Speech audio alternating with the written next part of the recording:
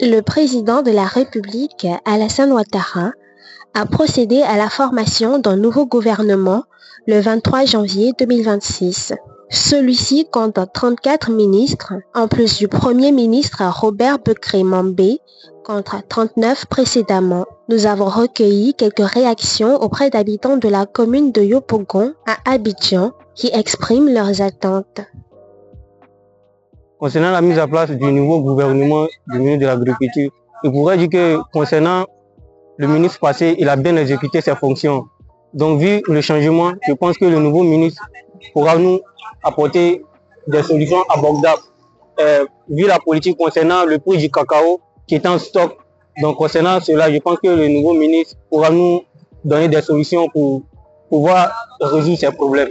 Aujourd'hui, moi je voudrais que l'État puisse revoir aussi le prix du cajou concernant les planteurs de cajou pour qu'eux aussi puissent avoir des revenus sur les plantations. En tout cas, le changement est bon. On espère qu'ils pourront exercer leurs fonctions normalement. Maintenant, mon avis porte sur l'éducation.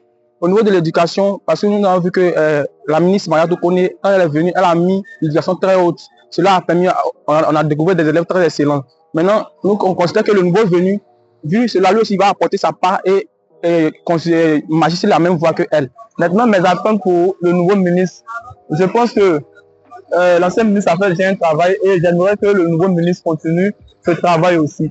Voilà, il faut aussi renforcer la sécurisation au niveau des examens pour pouvoir permettre aux élèves ou aux étudiants de bosser, de se mettre au travail. Voilà.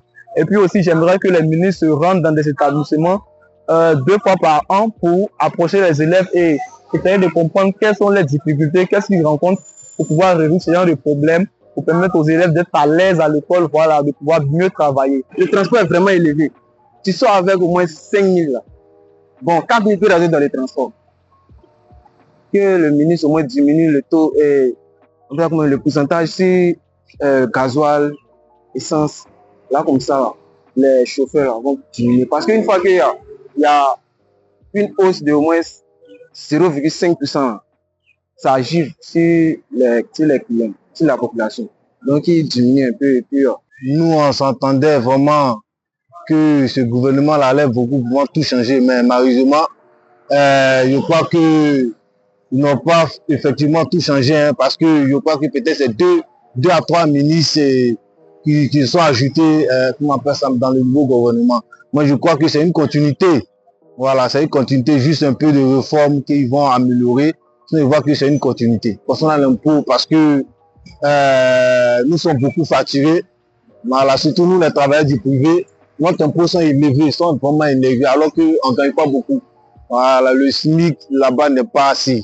Alors qu'ici, on paie encore plus d'impôts, ça va vraiment beaucoup nous pénaliser. Donc, vraiment, ce nouveau gouvernement-là qui jette les regards favorables sur vraiment sur le secteur privé, concernant les différents types d'impôts, voilà, qui énumèrent sur notre salaire.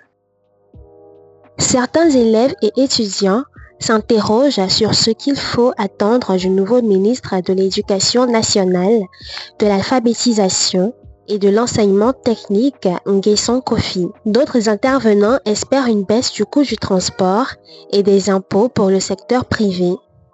Le premier conseil des ministres s'est tenu le samedi 24 janvier 2026 à 11 h au palais de la présidence de la République, marquant ainsi le début des activités du nouveau gouvernement.